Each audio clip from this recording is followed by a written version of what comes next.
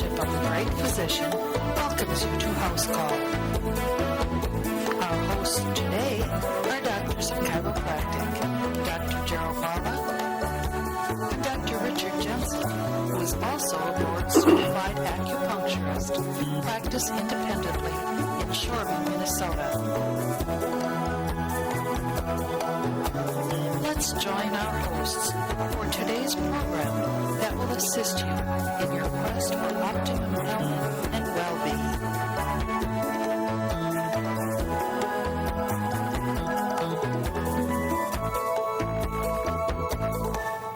Welcome to House Call. I'm Dr. Gerald Lala. And I'm Dr. Richard Jensen. It's great to have you with us again on this dimension of House Call.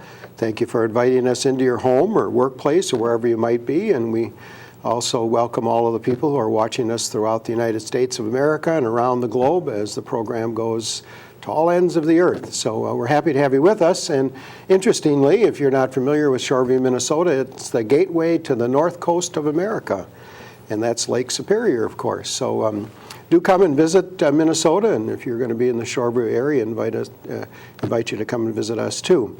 As the screen has said, we're going to talk about automobile accident checklist. Certainly, we don't ever want to be in an automobile collision or accident, but sometimes it happens. Doesn't necessarily have to be our fault or anything, but many times people it's an accident, it's a collision, things happen, and sometimes we don't keep presence of mind, which is logical. And so we're going to go through a checklist that we invite you to keep within the glove box of your car, someplace in the car, so that you remember to check things, because there's a statement that we have that's called out of sight, out of mind. So we're going to start with this checklist, and as a chiropractic physician, certainly Dr. Jensen and I are well aware of people who were injured in an automobile accident, as we see many of them in our clinic, and we're happy that chiropractic often helps them, at least the approach that we take. So, Dr. Jensen, what are some of the first steps that a person should take, assuming they're conscious and they're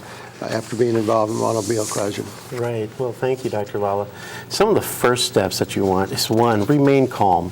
It's always important to remain calm, not to let go of your mind while you're in that. Of course, it's a very stressful situation, and one that hopefully you never had to go through before, and unfortunately you have to go through this time.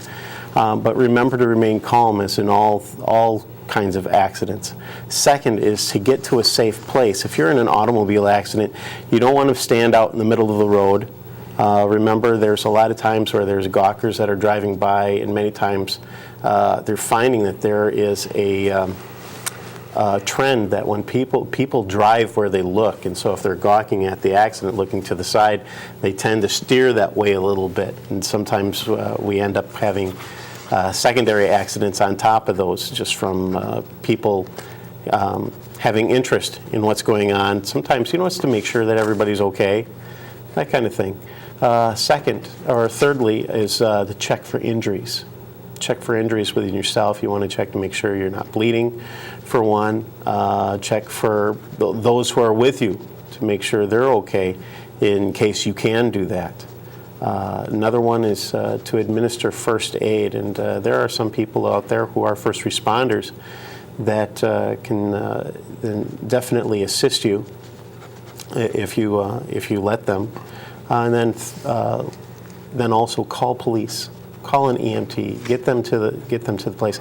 It's always a good idea to call the police to the scene of an accident. At least then there is an accident report. A lot of times when you're first in a collision, your adrenal glands take over, and the situation just makes it so you don't initially feel pain. And many times it's not till after the first week or so that people start to really feel the effects of the accident, because they're still up on that adrenaline, and it's not until the adrenal glands start to fatigue that you start to feel that. So if it's a week later and you start to have these symptoms, and then it hasn't been any police report at all, then you found yourself not being covered like you should. Next of all, never ever say, "It's not my fault." Or on the flip side of that, never say it is my fault either. Okay, let that come out afterwards, after everything's said and done. It's always better to just leave those things alone and let the accident speak for itself. Okay. Don't say my insurance will pay for everything. It's just not a good idea to say that. It sets you up for problems that can affect you down the line. Another one is, it's okay, I have full coverage. Don't ever say those types of things. Dr. Lala, any further? Yes, while at the scene, we'd encourage you to get as much information as possible on the list. If you have a camera with you, which is very common for many people today, take pictures, and when hopefully the police are called, and when they do come, cooperate and tell them what you know. Always tell the truth. Then we want to also focus then on what we refer to as accident details. Certainly the date, the time, was it morning or evening, AM or PM? What was the weather like and the road conditions and the location and the accident details? Now these things, we always ask these things on automobile collision people or accident victims when they come into our clinic, because it's very important. And if you're going to a medical doctor or chiropractor, they should be acquiring this information very specifically. And then hopefully you'll want to have a description, some type of description of the damages that have occurred. Now, the other vehicle, that includes the other vehicle and the towing company name and their address if, in fact, a towing company was called. Now, we encourage you, if you, regardless if you've had any back or joint injuries, that you would consult with a reputable chiropractor, because there are different kinds of surgeons, different types of medical doctors, different types of chiropractors, and some are very, very good at what they do, and they're very, very skilled at doing the right job in people who've been involved in automobile accidents. And certainly the information that we're talking about here is very important. And we encourage you to get to a doctor of chiropractic who really has a specialty in the ins and outs of diagnosis and proper treatment of people with automobile accident injuries. Even if you're not having any problem, still good to get your spine, your joints checked out by a reputable doctor of chiropractic.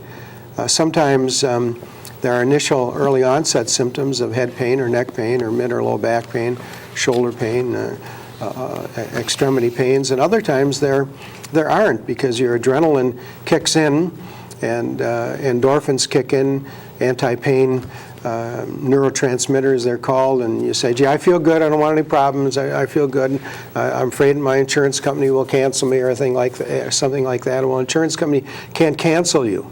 They can't cancel you if you've been in an accident.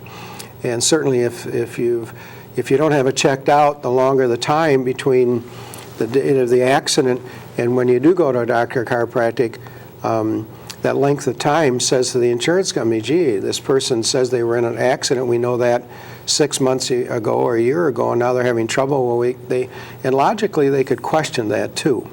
So there are sometimes late onset symptoms. And as I said, there are a lot of different types of chiropractors, and they all have their own idiosyncrasies or niches. But some, you want to stay away from those who are snap 'em and crack 'em people that don't really do a good orthopedic, physical, postural, neurological workup. And if you don't examine, you don't know what's going on. The same thing holds true in most cases. If you don't x-ray, you can't see what's going on inside of that body. And many times there are injuries to joints, including the spine, that are asymptomatic initially, but the x-ray will show that there have been injuries there and that they should be correctly addressed. And then you want to be careful of chiropractors that seem to have a close relationship with certain attorneys or with certain other chiropractors or physical therapists or massage therapists, and that there may be some systems going on there, and we would technically call that fraud, but a lot of times they're schmoozers and they've got some under the table thing going on, and you need to be very, very careful about that.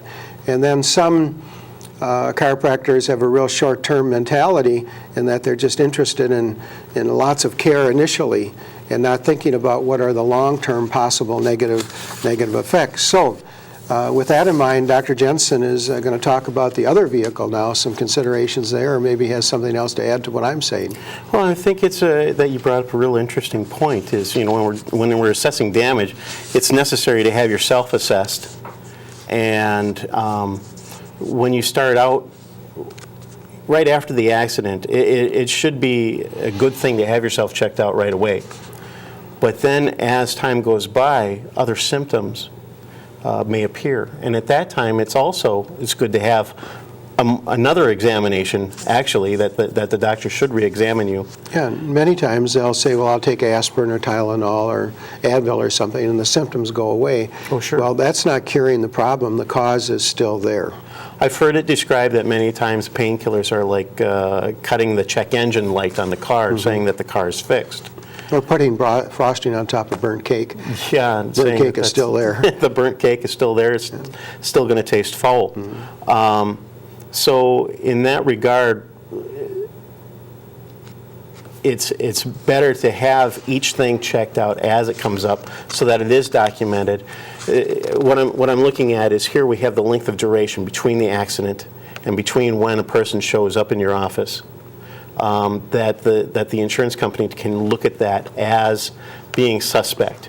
Did the injury, in fact, come from the accident? Well, if you're checked out right away and as symptoms show up, they can document whether you were in something else or not, too, so that also leaves a trail for the insurance company to show that you're just not coming forth with any old thing that may have happened since. And if it's checked out initially and basically there's no problem, at least it's established with the insurance company, then an exam and x-rays are made. You're right. And if something occurs 6 months, 7 or 8 months down the road, at least you say, gee, we had these issues back then, so we had some documentation of it. Now, in some cases, if there's a new injury that has occurred, pain that's just not going away, that within particular motions, it would still be called for to re-x-ray in some cases, because some fractures, such as hairline fractures, may not show up on the initial x-rays, but within 6 weeks later, you start to have a bone callus forming, which is then very evident on the x-ray. And so therefore, it's better to have that documented also. Really, the mass majority of the people that we see with chronic back problems, and they'll say, well, I don't know where it came from. Well, when you dig back into their past medical history, you find out that they were in some type of an injury, some type of maybe an automobile collision, months or years previously. And now all of a sudden, a year or 2 or 3 or 5 or 6 years later, it shows up. Well, if they'd have had it checked out initially, they could have stopped that from a chronic problem developing later on. Right. I know we were talking to an individual last night, and he was in a bicycle car accident. And he goes to a chiropractor regularly, and he says he's got arthritis in his neck. Well, that was years ago. Was he in high school, I think, at that time, or college? Just after, yeah. Just after. Had that accident. Now he's in his late 30s, and he's having chronic back problems, having to go to the chiropractor regularly. Well, if it would have been checked out when the accident occurred, those problems could have been identified, and a high percentage that could have been prevented now. So he's stuck with chronic arthritis in his neck and his back because it wasn't properly taken care of back then. Absolutely. So if we look at other vehicle things that you want to document, such as there's a difference between if you've gotten into an accident with one of these small compact cars, or whether you got in an accident with a large SUV or a semi. It's the amount of energy that was put into the accident. I'm speaking as a physicist now, and forgive me for bringing up terms like that. But many times there's a lot more momentum behind that truck. It takes more to slow that truck down than it does that compact car. And if you're the wall that stopped it, that's a lot more of that power, that energy that's going into you and creating injury to yourself or even maybe your car. Before, they used to have cars that were made like tanks. And so in making a car like a tank, they thought that no injury to the car, no injury to the occupants, but they found out that the opposite was true. The less of an injury to the car, the more of the injury to the occupants. And the reason for that was that the car would absorb some of that collision. And in doing so, it saved the occupant from having all that energy going into them. The towing company, you want to have the towing company's name and address. Why? Because it's more of a record of what's gone on in the accident. Just something else, something more of the paper trail to follow. Then we want to look at the other driver, the other driver's information and vehicle information, such as the owner's name and address, the owner's telephone number, the vehicle, the make and the model, and the year of the vehicle. Maybe there were some problems with the brakes with the vehicle in that year, or something that may have caused the accident that wasn't, it's not necessarily the occupant's fault that it happened, or completely their fault. It could be the vehicle that they were driving, maybe. Vehicle color, something to track that down, in order at least to get that down so that there's some kind of a trail. And really, when we were talking about calling the police, making sure that the police call, they know to take down this information. They know to take down this information. So that's always a good second check for what you have, as well as having a list like this in your glove compartment so that you know to do that. License plate number is important also in this case. Insurance company, the insurance company that the person has, the other driver's name, the other driver's address, the other driver's telephone number is important. Dr. Lala, anything else? Yes, we should talk a little bit more about passenger injuries. Number of passengers in your vehicle, if that's the case, and the number of passengers in the other vehicle.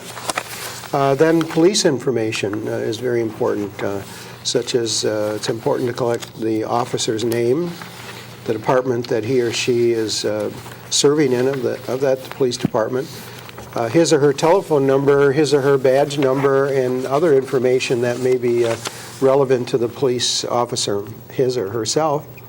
And then witness information is very important too. If there are any witnesses, you want to collect their name or names, their address or addresses, their home telephone number, and of course their work telephone number. And these are all very, very important things in that if this information isn't collected, it slips away. And secondly, you certainly want to exchange insurance information, at least the name of the insurance company and your insurance policy number. Now in the case of Minnesota, we have what is called a no-fault law, meaning that if I'm in an automobile collision and either I'm the cause of it or the other vehicle or driver of that vehicle is, it means that any medical chiropractic bills then are paid by my insurance company, and then my insurance company seeks reimbursement from the person who hit me. Or if the other person is injured and I'm the cause of the accident, their insurance pays for their care, and then they seek reimbursement from my insurance company. And there's often, I think, it's a good idea to at least seek the counsel of some attorney that you have through a referral, a good reputable, good reputation. Also, there are a lot of facilities, healthcare facilities that are really accident mills, and they're geared to really make as much money as they can from people's insurance. And many times it may not look like that, but they're always out on the edge of I'll call it abuse, but that's, of course, my personal opinion, that they're always out there. They know how to work the system. They know how to play the game of how to maximize how much money or how much services they can perform to maximize the amount of money that they can generate. And sometimes those people who are injured quite seriously and they need extensive care, we certainly see that. But there are other systems out there that are highly abusive, and you cannot blame the defense attorneys for the insurance companies or the insurance companies' claims representatives for looking closely at those facilities. Now, the insurance companies have in their computers and they have systems of recording which doctors, which clinics, which physical therapy facilities, chiropractic facilities, massage facilities have a tendency to be on the very high end of dispensing services. And very often, because of privacy laws, there isn't much the insurance company can do about that other than that they can call for an independent medical examination quite quickly. And sometimes that's abused too by the insurance companies. They just say, well, we're not going to pay anything here, and the person is legitimately injured. And if that's the case and they cut the individual off for payment, then the doctor, the clinic, the physical therapy facility or chiropractic clinic has to decide, are they going to continue to continue to take care of that person, and hope that when the case goes to arbitration and or trial, that they will be paid for it. And there are a lot of systems out there where attorneys and medical facilities are kind of too closely related, where they're working the system like that. So it really is important that, and you don't know this because you don't know if I'm a reputable chiropractor or not, or if Dr. Jensen is or not. You just don't know that. And you can go out and if you're a Minnesota resident, you can go out on the Minnesota Board of Chiropractic Examiners website and look up our names to see if there are any infractions against us or stipulations against us or any rulings that the board has made that have judged us to have violated some statute or a rule or regulation. But also, you don't really know, because of privacy laws, even if I was under investigation by the Minnesota Board of Chiropractic Examiners, you would not necessarily know that. And so very often we make the mistake of judging a doctor based on how nice they are or their personality. And we should be nice to one another. We really should. We should treat one another the way we'd want to be treated. But a lot of times when you walk into a facility or meet some physician and they're a backslapper and a big handshaker, and boy, they get a schmoozer type personality, you can pretty well figure a large percentage of those people are not going to really be great physicians, that they're using their personality or their looks to deal with people rather than have a good infrastructure of really being a terrific chiropractic physician or a medical doctor or physical therapist or massage therapist. Anything to add to that, Dr. Jensen? Well, I'm just thinking about where, when you want to look at the kind of care that you want to have, a lot of times, like you brought up earlier, how the kind of care that a person receives, that you can see down the line whether that injury has continued on. And many times what we're looking at is, say, in the spine, so many times it's due to a fixation of the joints, such as if I had my finger here, I can move it back this far, but that joint still has a lot of movement in it, and we call that joint play, where it can move back much further. Now, I'm not double jointed, but there's a lot of movement within that joint that's there, and so many times a chiropractor will look at that and see about that movement. And the reason why I bring that up is so many times when we have injuries, it's inflammation that's taking place in the joint, and we're trying to remove the irritation within that joint. Mm-hmm. And if that irritation remains, what the body tends to do is start to calcify on there. calcify it, and therefore you end up having a joint that's frozen. And so when you look at even on the medical side of things, they say it's very important to keep motion in the joint. Well, what does a chiropractor do? A chiropractor keeps the motion in there and therefore helps save the deleterious effects of that joint and can keep it from having that arthritis that many times you start to see it within a year, but in 5 years it could be that joint doesn't have any movement at all. And that brings up, some people will be in an accident and they'll go off to a massage therapist. And it might feel really good, and the massage therapist says, well, you have this fixation and that. Well, that's not going to correct the malalignment of the bone. Right. But it feels good. And they're abusing some of them, it looks, excuse me, on the outside, like they're abusing the system too for financial gain. I know there was a gentleman that we know through church activities whose one of his relatives was in a car accident. It wasn't a real bad car accident. And they decided to go to a chiropractic clinic, very nice looking building and that, in their area of the cities. And we didn't know that or anything, that's fine. And then he tells us that they did a brief history, took some x-rays, and said that she needed 85 treatments in 2 months. Well, how can I determine that? I mean, how could I determine that? Right. And then they talked about a certain attorney that they that they suggested that she go to. And then pretty soon they were trying to get all of her rest of the family in under chiropractic care too. And it's not saying that I think everybody does need chiropractic care, to be honest with you. Every spine needs chiropractic adjustments. It just does, regardless if it feels good or not. But, honestly. Yeah, honestly. But to see somebody use a system like that, now, can I file a complaint against that chiropractor with the Board of Examiners? Not really, because it's hearsay.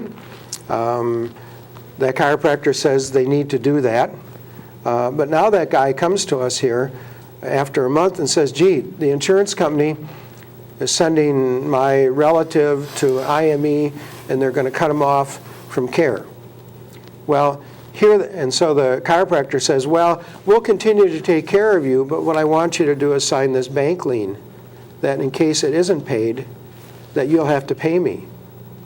And now that's, I guess, good business. But I don't think even if Jesus walked in my office, if I would take that attitude, or if his mother Mary walked in my office, or his father Joseph walked in my office, or any of his brothers or sisters walked in my office, that I would pull that kind of stunt. So again, you got to be careful, because there are all kinds of people out there who are abusing the system.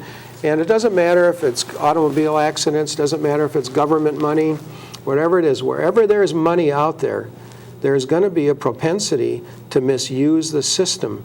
And I don't blame the insurance claims adjusters and representatives and many of the defense attorneys for looking askance at a lot of these places, because they really know by reputation.